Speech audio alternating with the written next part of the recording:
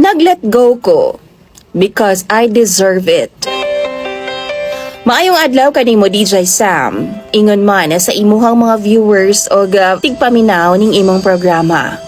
Tawagan na lang ko sa pangalang Christian. 38 anyos ko DJ Sam og taga Lanao del Norte. Sugdan ako ang ako ang istorya way back 2022. Bulan kadto sa Pebrero DJ Sam, diyang naila nako ang akong kauban sa banda. Kay gipabalik man siya sa amo ang band leader DJ Sam. Og nagset og new member which is bag-o kong sulod sa ilahang grupo. At first, wa ramang gito sa ako while ga-practice me. Normal ragod nga gimbuhaton sa banda DJ Sam. Pag humana mag-practice DJ Sam, gigreet siya sa amo ang banda. Dayon, dala pa ila-ila sa amo kay wa man migaabot sa time nga siya ang bukalista.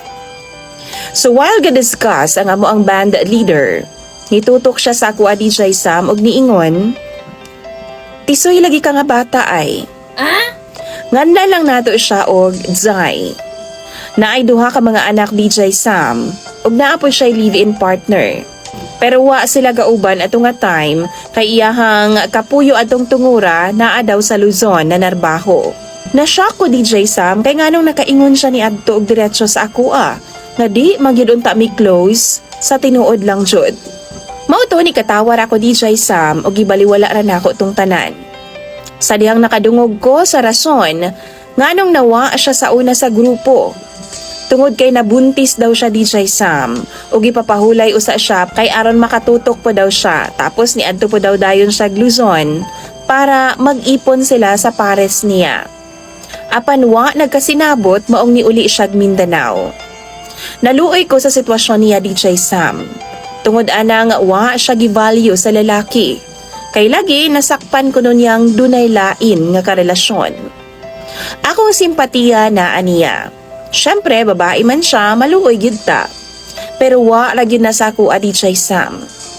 Nakatutok lang gid ko sa amo ang practice sa banda. Pero sa kadugayan na among practice DJ Sam, na ako'y napansin nga bag-o sa iyaha. Rebonded na siya, dayon manamit siya kana bitawng murag dalaga gyud. Kay gamayon man siya nga pagkababae DJ Sam. Di sab siya mailhan nga naay anak, kay maayo man sab siya mo dala og panamit. Pero wa ra gyud gihapon sa ako kay kabanda namang gyud nako siya DJ Sam. Maura na ang akong pananaw niya. Naay usahay mabantayan nako nga gadikit-dikit siya sa ako DJ Sam. Tapos iya kong binuangan nga magduol-duol dayon siya nako. Tapos musandig dayon siya galit sa ako like sa kuwag yung atubangan DJ Sam. Ako ra pud siyang ituklod. Pero hinay ragod kay daghan manggod makakita sa moa DJ Sam. Unya, naapod ko'y uyab. Unong na mikatuig sa ako ang uyab DJ Sam.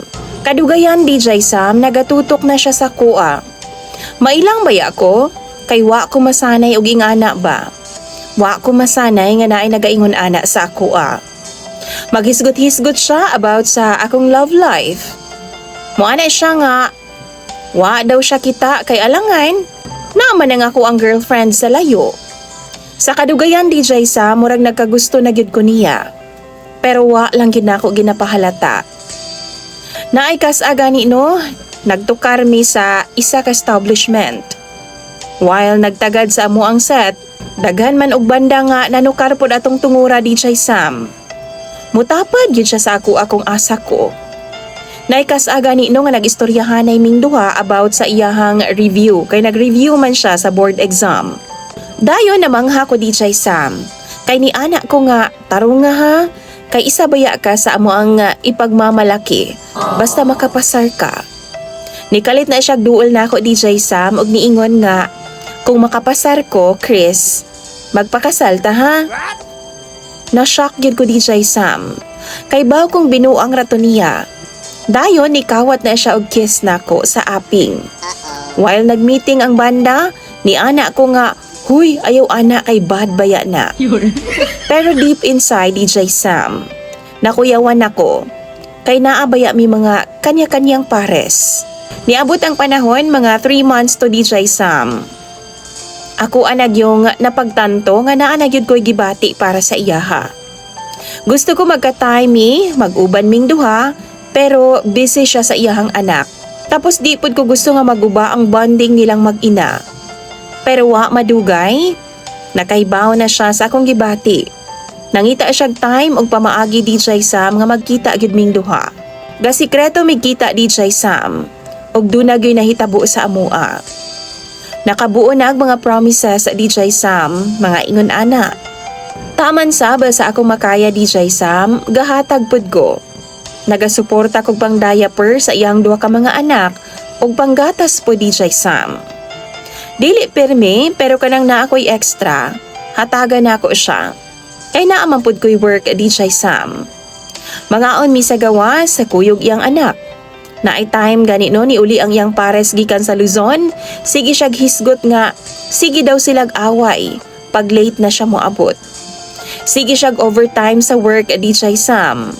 Pero, at the same time, magsige sab mig kawat-kawat og check-in. Tagaan jud ko niyag time DJ Sam. Wa sab kabalo ang akong girlfriend atong tungura, pero naay time nga magduda na siya. Mamakak lang yung kog taman DJ Sam nga wa. Hangtod, nabalhin sa laing lugar, dito na assign ang ako ang girlfriend. Layo-layo DJ Sam. Unahan pa sa butuan ata. Dayon ni kalit og kawala. Wa na nagparamdam. Kay daan na magito siya nga namugnaw na sa kuha DJ Sam. Naasad mi mga problema nga dili na mo ma-open sa usag-usa. Kay naa siya'y family problem, pero katutok na siya dito. Ako na buang nagtinagad kung unsa na may plano namo. Pero iyahang ginasyagitan ra ko DJ Sam. Wa gani ko'y plano sa akong kaugalingon sa atua pa ba kaha? Sakit kaayo na madunggan gikan sa iyaha DJ Sam. Sakit kaayo na sa kong part. Kay sa panahon man good nga naa siya'y ginapagdaanan. Naabaya ko pirmi. Ug wa na ko siya biyae. Bisa ginatulak ko niya palayo sa iyaha. Mao to ang nag-udyok pud sa kwa DJ Sam nga makabuhat pud og sala. Kay baw kong sayop. Pero napasubo naman ko. Naan ako sa sitwasyon nga dili na ko kahawa DJ Sam tungod kay na in love na pud ko kay Zai. Katong pagbiya sa ko ang girlfriend DJ Sam sa akoa. Muragwa na gito para nako. Pero after 3 months siguro to. Nikalit na siyag panawag nako kay paadtuon ko sa iyahang ginikanan kay gimingaw daw siya sa akoa. Niadto pud ko. Pagkita namo unang pangutana ni girlfriend. Unya nakauyab na ka. Ug ako usab gitubag DJ Sam. Ing ana jud ay kadali? Wala. Kay busy kaayo ko pangita og sapi.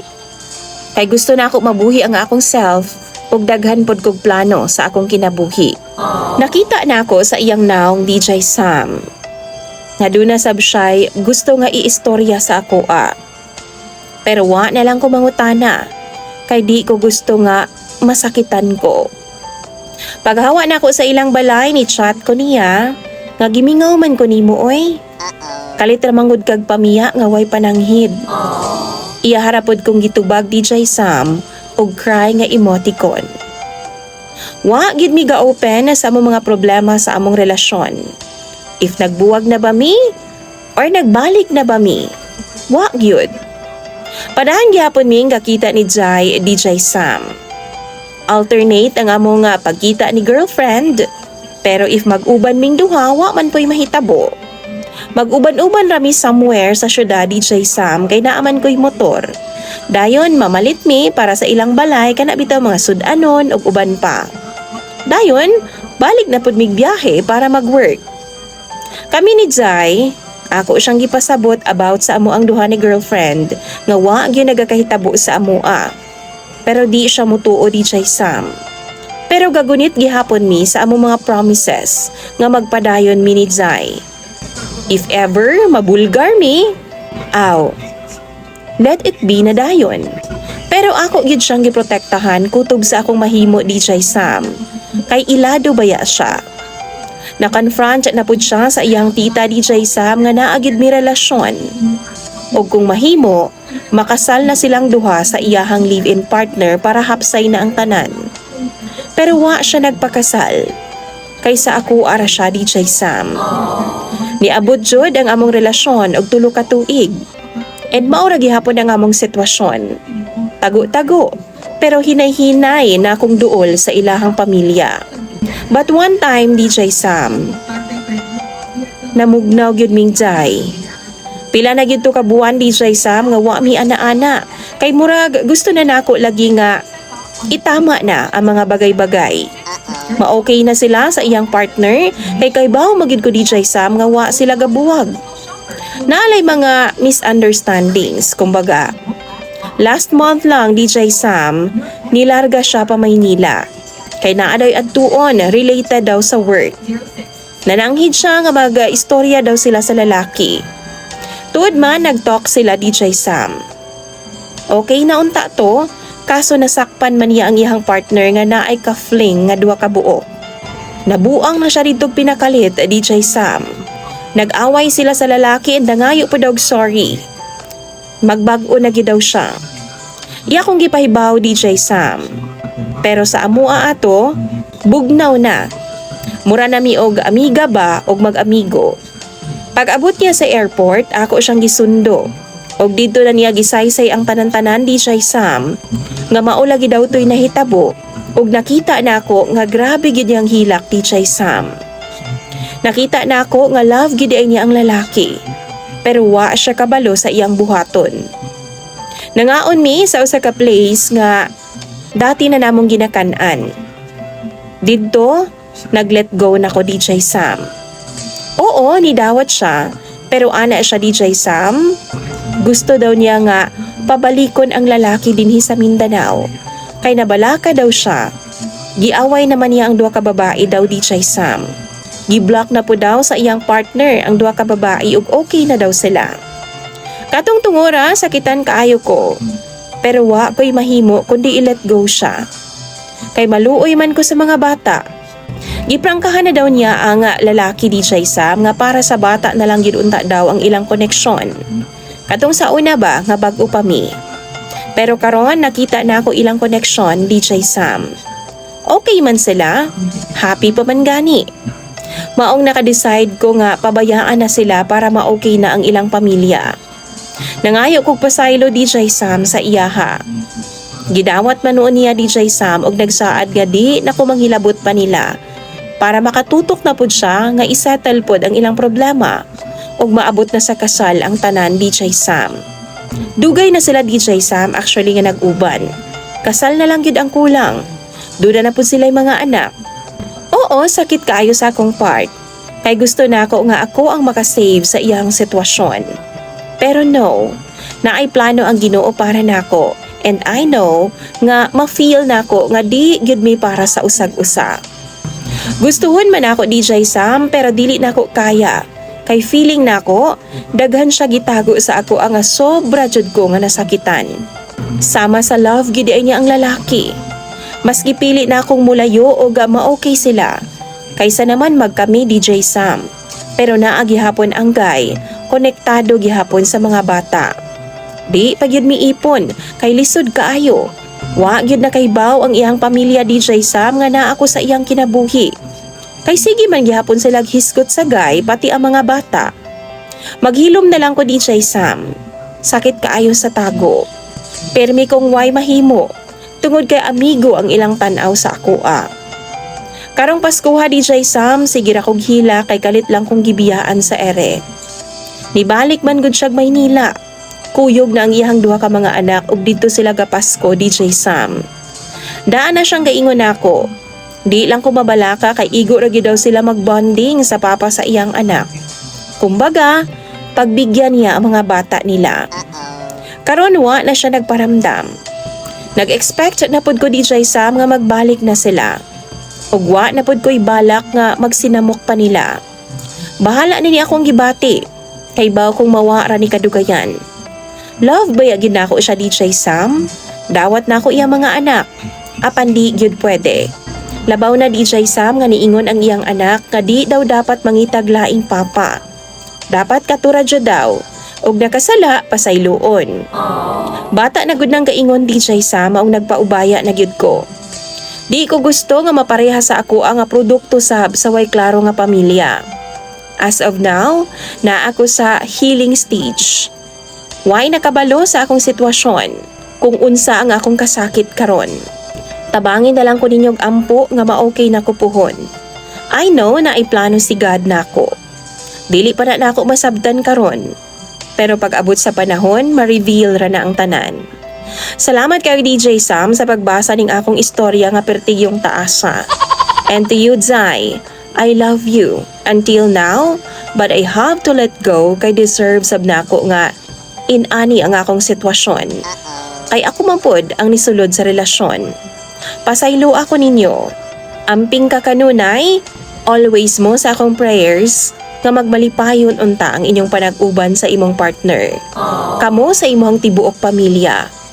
Merry Christmas and Happy Birthday!